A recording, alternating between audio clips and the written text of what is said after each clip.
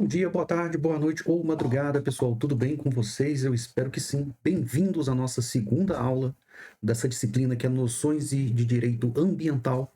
E nessa nossa segunda aula, nós vamos tratar do tema de Introdução ao Direito Ambiental. Antes de entrarmos no conceito, nós precisamos entender a evolução da matéria meio ambiente, do, de como o ser humano evoluiu esse conceito para entender que o meio ambiente deveria ser protegido não somente com ações, mas também serem regras e princípios apresentadas nas legislações de cada país para impedir o desenvolvimento desenfreado e inconsequente. Então, na nossa evolução histórica, nós temos que, após a Segunda Guerra, em 1972, houve um marco inicial de preocupação quanto à proteção do meio ambiente e houve também uma cooperação, um entendimento global de que todos os países deveriam cooperar para a proteção do meio ambiente. Então, lá em 1972, com a Conferência de Estocolmo, houve esse marco inicial. Em 1978, houve a Declaração dos Direitos dos Animais, reconhecendo a proteção de outros seres se não humanos. Em 1997, o relatório de Brundtland, onde houve a introdução do conceito de desenvolvimento sustentável, o Rio 92 ou Eco 92, onde houve a integração entre o desenvolvimento sustentável e a proteção ambiental, e essa conferência aconteceu no Rio de Janeiro. Em 2002, em Joanesburgo, houve o Rio +10. Em 2012, o Rio +20. Em 2015, nós tivemos a Agenda 2030 da ONU, que trouxe um plano de ação global, reunindo mais de 17 objetivos de desenvolvimento sustentável, as chamadas ODS, e com foco também na erradicação da pobreza. No mesmo ano, tivemos o Acordo de Paris com metas globais de redução de emissões para combater as mudanças climáticas. Aqui no Brasil, o marco legislativo acompanhando essa tendência global, nós podemos dividir ele em três fases, mas o que interessa a gente é a terceira fase. Então, a primeira fase foi, a gente considera, entre 1500 a 1950, nesse espaço aí de 450 anos, porque houve somente o intuito de exploração desenfreada de recursos naturais. Em 1950 a 1980 houve uma preocupação sanitária, e a partir de 1980 é quando vimos algo mais autônomo, algo mais voltado para a proteção ambiental. Nós tivemos a Lei de Ação Popular em 1965, com a Lei número 7.717, que permitiu, foi a primeira lei que permitiu, uma defesa judicial de bens que não eram comuns naquela época, e hoje entendemos como bens ambientais. Na sequência, em 1981, tivemos o Plano Nacional de Meio Ambiente, com a Lei 6.938. Em 1985, com a Ação Civil Pública, agora sim, para a defesa do direito ambiental, com a Lei 7.347. Em 1988, com a Constituição da República, a vigente, onde ela traz o meio ambiente como direito fundamental e, por isso, ela é chamada também de Constituição Verde. Em 1998, temos a Lei 9.605, que é a Lei de Crimes Ambientais. Temos aí o Estatuto da Cidade em 2001, que passou a trazer um ordenamento para o meio ambiente urbano. E a Lei Complementar número 140 de 2011, onde trouxe uma regulamentação de competências ambientais para os entes da federação: União, estados, municípios e Distrito Federal.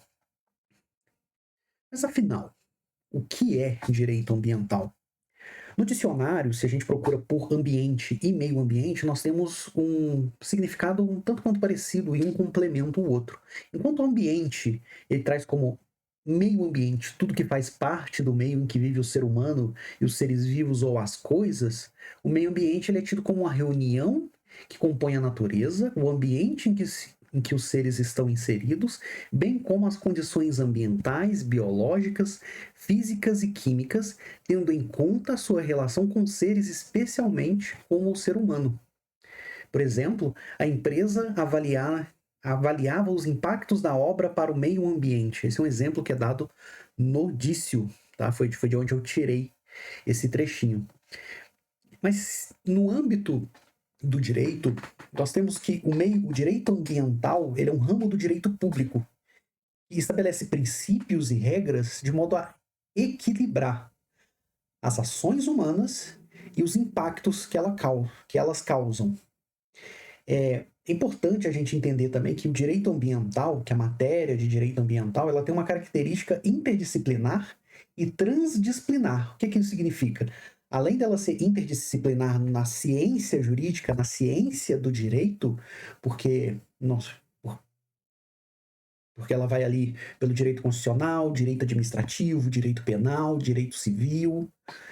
Ela vai para outras matérias, biologia, química, a física, geologia, dentre outras.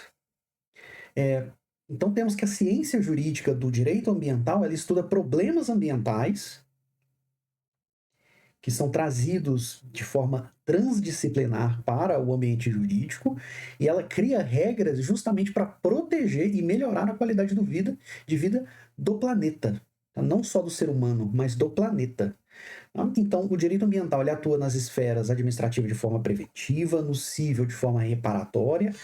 Aqui a gente tem que lembrar que lá do direito civil, porque no direito civil a gente não tem a norma de que aquele que causa dano a outrem será obrigado a indenizá-lo. Aqui da mesma forma, aquele que causar dano ao meio ambiente será obrigado a indenizá-lo, justamente porque ele é um bem jurídico tutelado e defendido pela nossa Constituição. Então, na definição legal, a Lei Nacional do Meio Ambiente, ela traz uma definição legal para a gente lá no seu artigo 3º. Ela traz que o meio ambiente é um conjunto de condições, leis, influências, interações de ordem física, química e biológica que permite, abriga e rege a vida em todas as suas formas. Então essa definição ela tem uma natureza biocêntrica, focada no abrigo da vida, e ecocêntrica também, focada na existência de qualquer tipo de vida, sendo recepcionada, porque ela é anterior à Constituição, tá? Então ela foi recepcionada pela Constituição de 88, reforçando esse caráter abrangente. A nossa Constituição, no artigo 225, ela dispõe que o meio ambiente, né? Então, como ela traz ele como um direito fundamental, nós temos que ele traz que é um direito também difuso. Por quê? Vamos ver o texto da lei para a gente entender o que é um direito difuso. Todos têm direito ao meio ambiente ecologicamente equilibrado, bem de uso comum do povo e essencial à sadia qualidade de vida, impondo-se ao poder público e à coletividade o dever de defendê-lo e preservá-lo para as presentes e futuras gerações. Se a gente analisar um pouquinho melhor o texto da lei, nós vemos que o bem de uso comum aqui é o próprio meio ambiente ecologicamente equilibrado.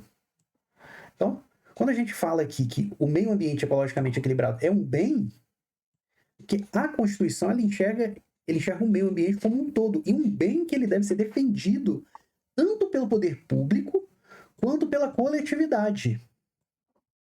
Deve ser defendido e preservado, tá?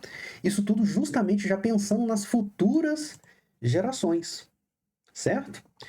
E por que é um direito difuso? Porque ele pertence a todo mundo. Ele pertence a um número indeterminado de pessoas, tá bem? Então, o objetivo central do direito ambiental é o equilíbrio ecológico.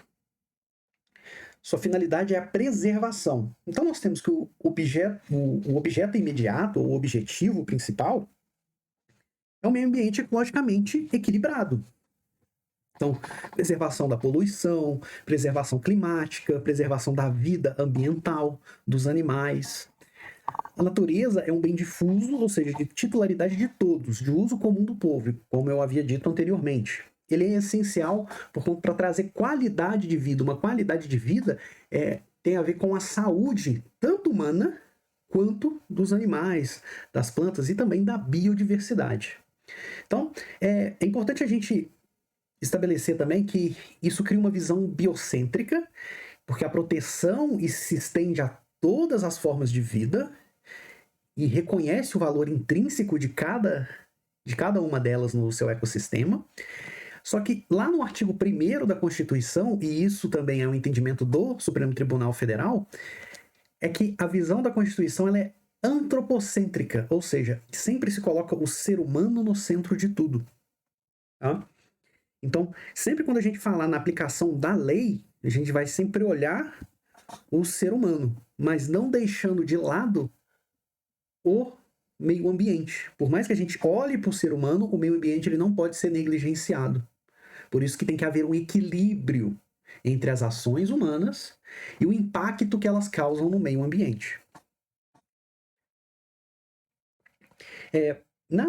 Na DI 3.540 do STF, esse julgado do STF, ele trouxe uma interpretação mais abrangente, mais ampla para o artigo 225 da Constituição. E ele classificou o meio ambiente em 4 pontos. O meio ambiente natural, também chamado de físico, constituído pela atmosfera, água, solo, fauna, flora e a biodiversidade essenciais para a vida. Então, a natureza, por si só, já é considerado meio ambiente natural. O meio ambiente artificial está lá no artigo 182 e 183 da Constituição Federal, depois vão dar uma olhada. Tá? Aqui seriam os espaços urbanos, as edificações, o saneamento e o transporte regulados pelo Estatuto da Cidade, lá de 2001. Então, quando a gente fala ali que o Estatuto da Cidade ele trouxe esse ordenamento, essa regularização para o meio ambiente artificial. Né?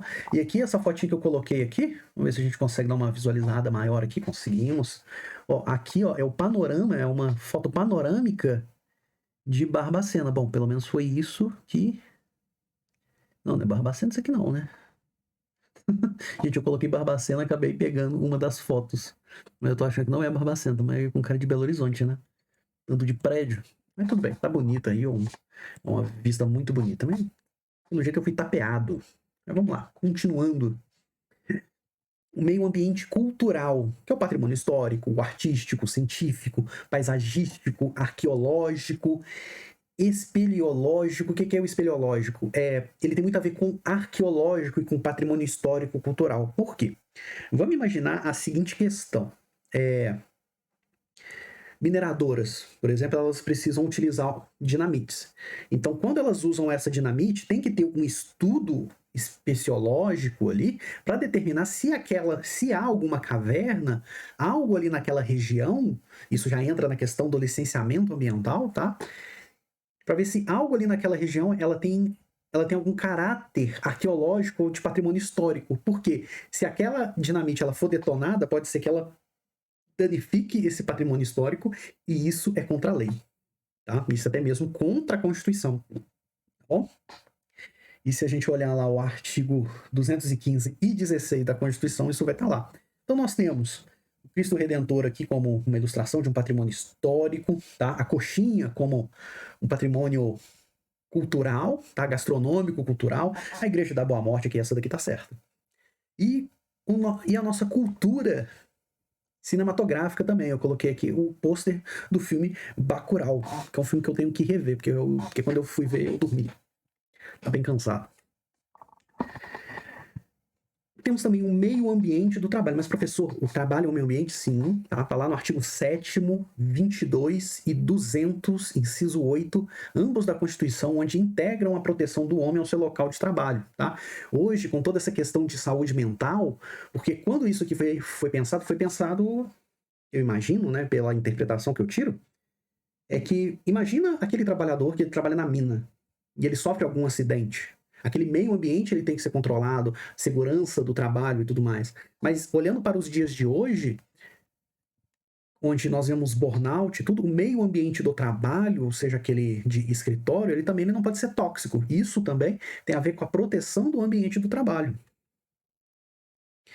E nós temos outras classificações e ampliações que a própria doutrina traz dessas classificações dadas pelo Superior Tribunal Federal, o Supremo Tribunal Federal. Né? Então nós temos o patrimônio genético, que é a tutela de diversidade genética, né? Que é a proteção genética dada a nós e a todas as vidas aqui presentes pela Constituição, tá? Isso também há o impedimento também da clonagem, algo mais ou menos nesse sentido. É um pouco complexo de se entender, tá? Então, numa próxima oportunidade, eu quero falar um pouquinho mais disso. Nós temos também um ambiente digital que vimos no semestre passado.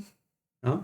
Temos o meio ambiente do clima, que ele emerge como uma disciplina autônoma focada na regulação de mudanças climáticas, de formas de prevenção para as mudanças climáticas, e temos também o direito de antena, que é algo que está surgindo na Europa, que é a tutela jurídica da captação e transmissão de comunicação de ondas eletromagnéticas, e também a forma da gente não deixar tantas antenas uma perto da outra, porque isso também prejudica o meio ambiente. Então, pessoal, por hoje é só. Espero que tenham gostado. Qualquer dúvida, coloca lá no fórum, por favor. E até a próxima.